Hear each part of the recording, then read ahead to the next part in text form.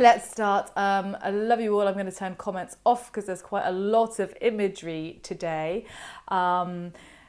Yeah, it's kind of a crazy painting or crazy series of paintings that I've decided to do on Elevenses from my part on my phone, because they're all quite intricate. They're not necessarily huge paintings, but there's a lot in them.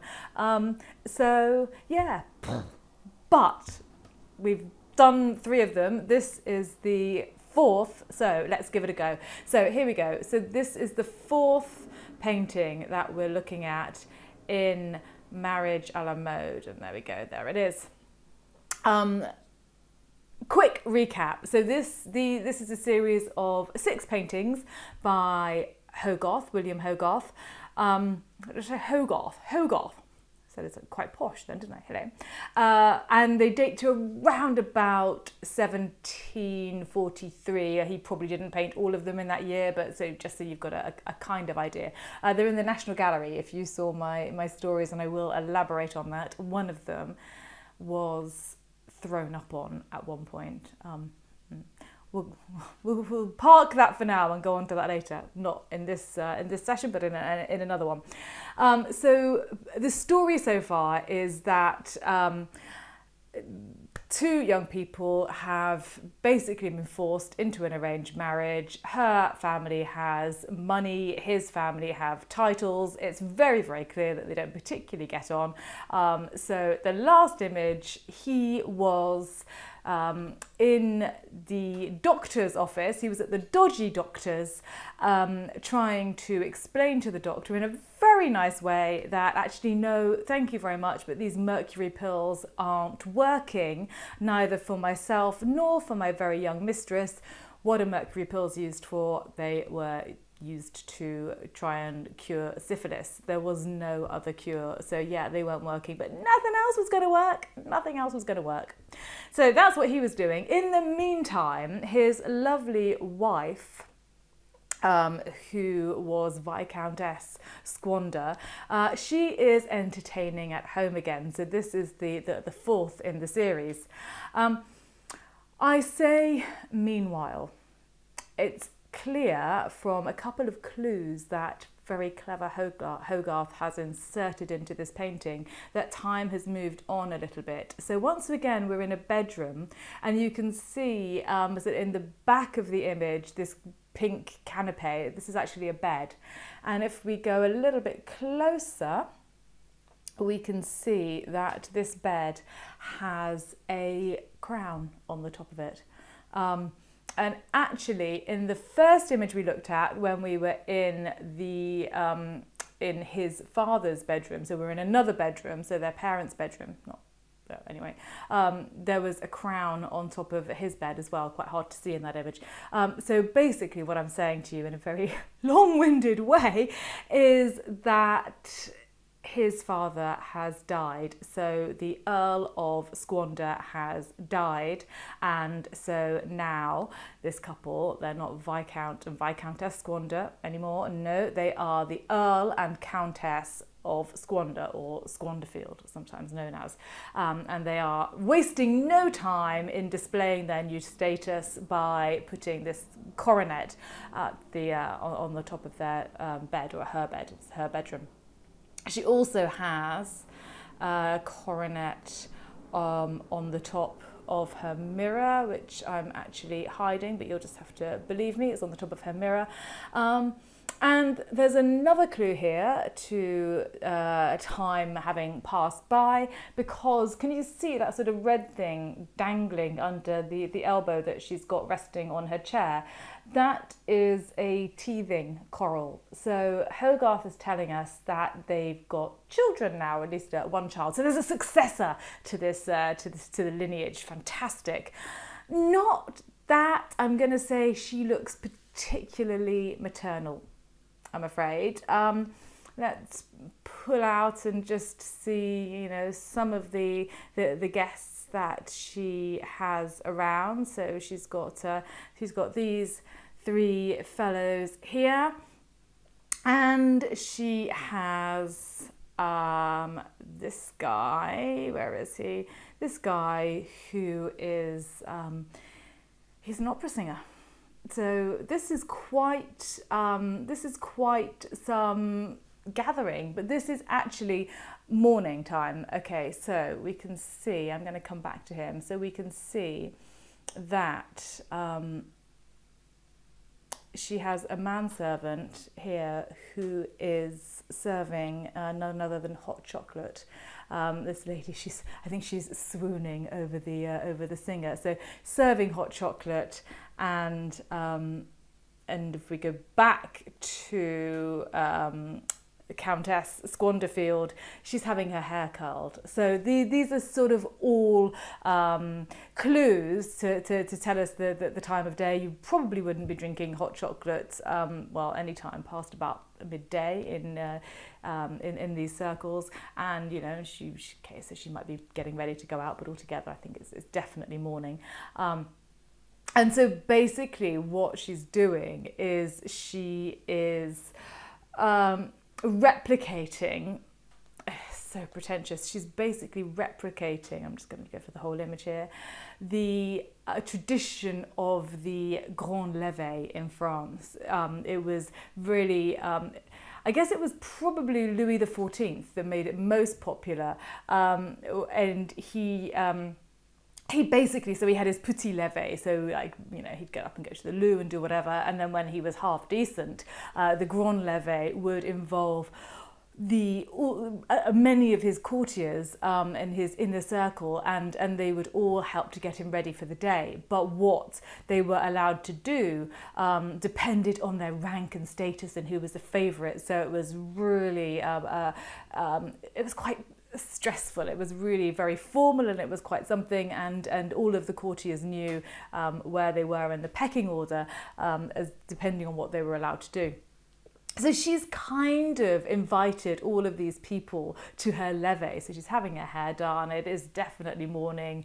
They're all in her bedroom, and I mean, it's not really going to work for you if you need a bit of peace and quiet in the morning before before you've finished your chocolate, because she has employed this opera singer. Let's go back to him. And a flautist as well. So here they are. Probably he is castrati, and he's probably based on a famous opera singer of the day. I'm not entirely sure, but that seems to be the general consensus of opinion. He clearly does very well for himself. I mean, look at his earring. Yeah, I think there's a suggestion of diamonds there. The pin on his bow tie. His fingers are full of rings, even though he's quite portly, and one of them doesn't actually fit on properly. So he is. He's earning a lot of money. He's got his flautist with him. So the suggestion is that she's paid a lot of money for him to be here at the levee. You know, kind of lots and lots of money. She's throwing it about the place. Are people enjoying this? Well, it's a mixed bag. We already saw the lady who was swooning. These three gentlemen, let's go back to them. They are, well, some of them are loving it. Some of them are loving it. The guy in the centre is. I mean, I think he's got his hand up, and he's, oh gosh, you know, this is marvellous. I'm wondering whether he has also taken a trip at some point to Monsieur Docteur or Doctor Monsieur La Pilule, because that isn't, that's not a mark on your phones, ladies and gentlemen. That is a big black spot on his lip. He has got syphilis. But that's not impeding his enjoyment on this lovely morning. And then we've got the lady, we've already seen her. She's having a big old swoon. She's absolutely loving the music, so much so that she can't see this hot chocolate being served to her. I got a feeling that any second now she is going to pull back in her chair, and it's going to go all the way down her lovely white dress. That's just the way my mind works, because I'm a little bit mean. And then you've got other people that, you know, maybe they're not quite so keen. The guy to the back is asleep. He's holding his riding crop. whatever floats your boat.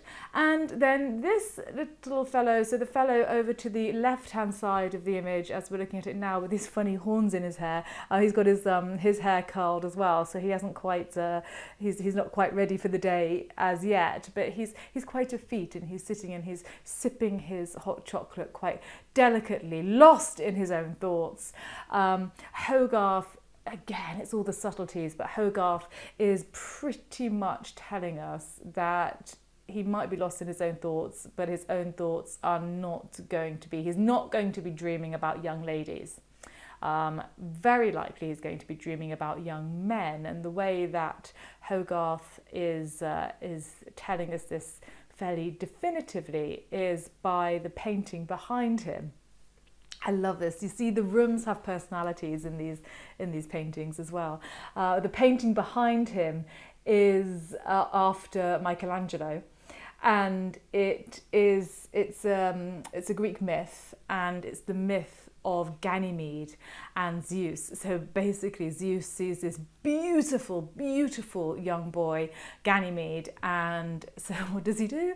He transforms himself into an eagle, and he abducts Ganymede, takes him up to Olympus, and Ganymede actually then becomes his constant companion. So it kind of works out. But yes, definitely about Zeus falling in love with a young boy.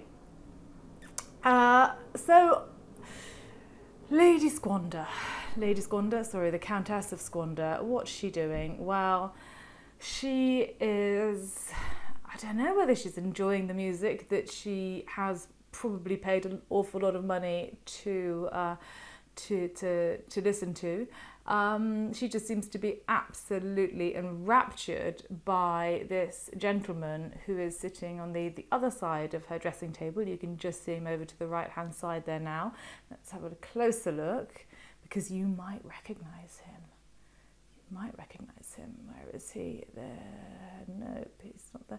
Sorry, it's a lot of images. There we go. Here he is.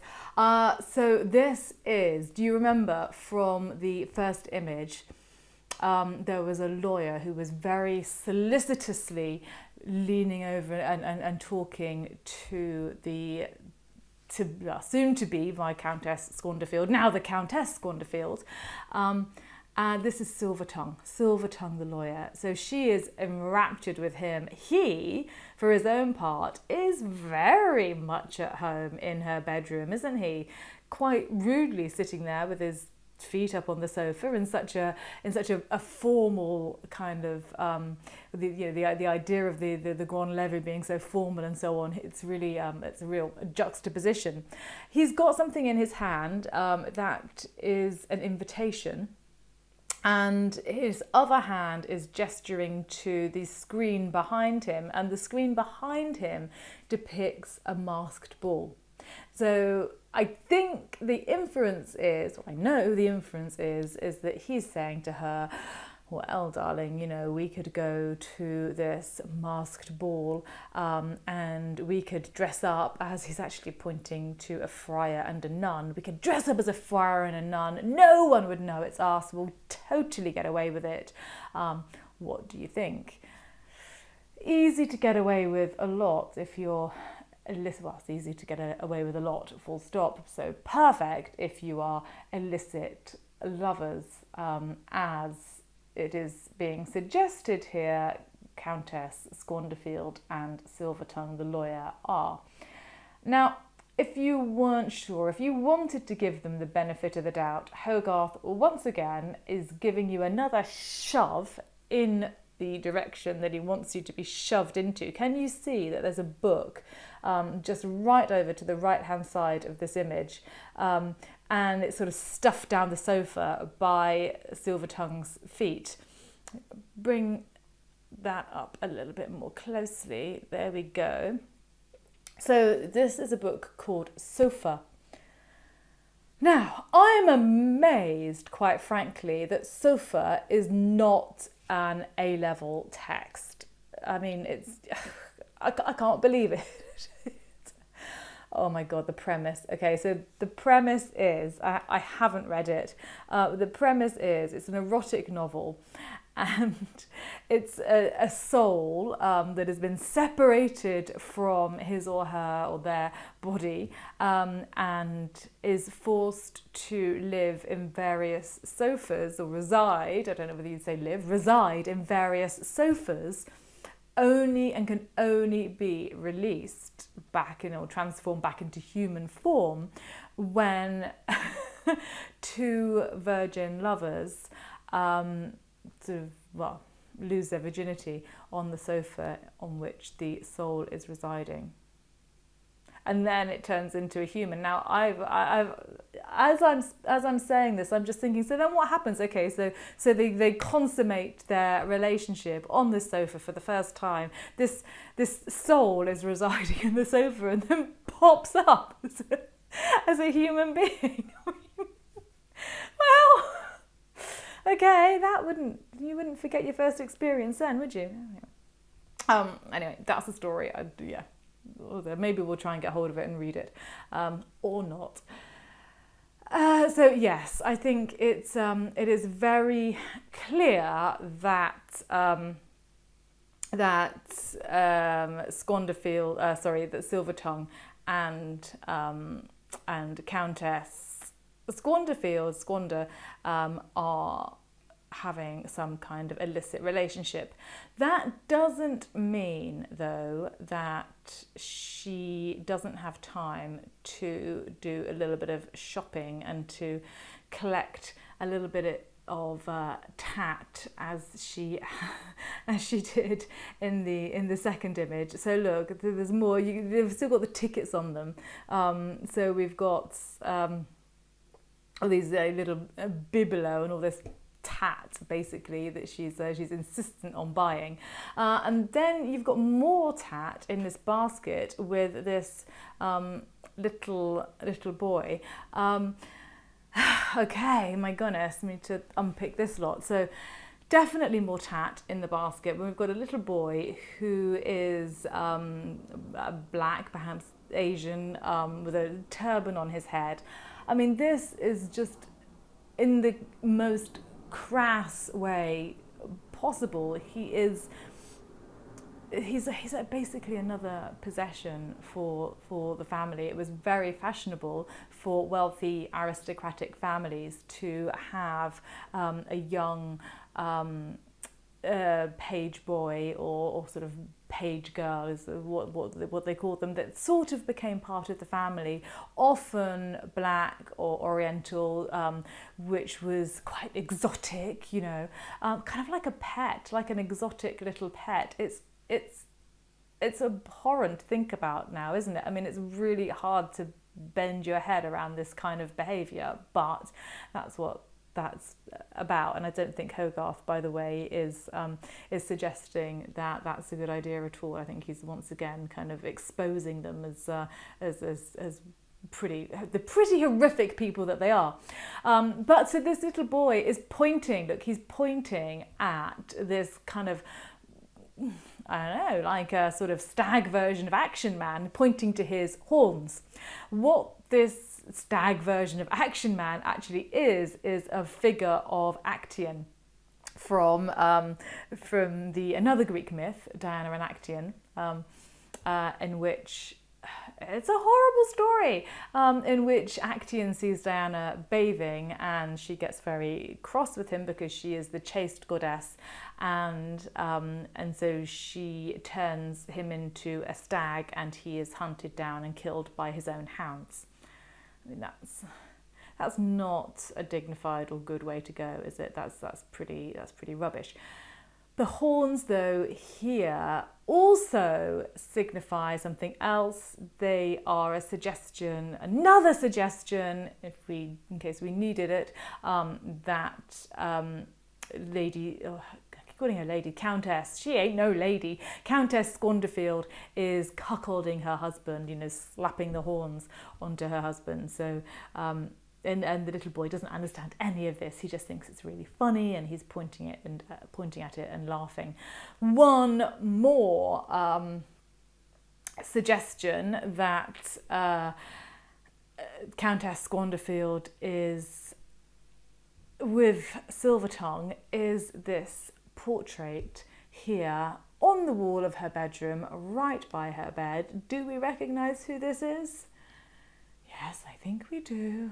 It is none other than, there we go, Silvertongue himself. So there we go. This is the way that we've done this painting, done this image. Looks as though he's gazing at his own portrait. That's not the case. He's actually gazing at her, but that's just so you can see the likeness. So who knows what Count Squanderfield or the Earl Squanderfield thinks about all this. You know, maybe he hasn't noticed, maybe he hasn't been in her bedroom for such a long time, maybe he doesn't care. I think we're going to find out later on whether he cares or not. Couple more things, because as ever, these images are just full of different clues and just full of personality. Everything has personality, I'm going to say that. So on the floor here you have playing cards mixed in with all these invitations. So she's a lady about town, lots of invites there. And finally, there are two further images on the wall behind. I'll just show you the full image. So you've got two further images on the wall behind where the dressing table is. So the one on the left hand side is this one here, which is quite a famous image by Correggio. And this once again pertains to Greek mythology. So this is Io, who is seduced by Zeus. He's such a naughty boy, Zeus. So Zeus this time transforms himself into a cloud and comes and makes love to Io as a cloud.